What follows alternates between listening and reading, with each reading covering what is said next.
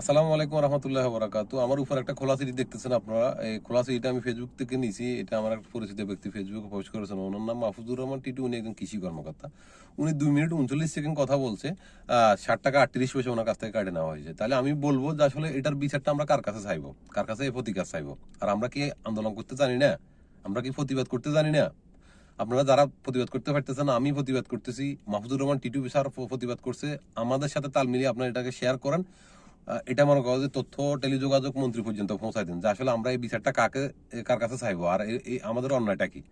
আর আমার একটা কথা হচ্ছে গিয়ে, যারা দেশ স্বাধীন করেছে বৈষম্য বিরোধী ছাত্র আন্দোলনের নেতা কর্মীরা বা বর্তমান সরকার তারা থাকা অবস্থায় এরা এইভাবে আমাদের পকেট কাটতে আছে। তারা চলে গেলে না জানি কি করে, মনে করে প্রতিটা মনে করে এরিয়া ভিত্তিক কোনো নেটওয়ার্কের জন্য টাকা নেই কিনা আমাদের কাছ থেকে, আমি জানি না। রে শতানের বাচ্চা সিম মারানির ফলারা মনে করে তোরা কি শুরু করে দিচ্ছ? মনে করে জিদার সে আয়া না ইধার গুসা দেখা সালা আদমি লোক উল্লু বানাতা হয়।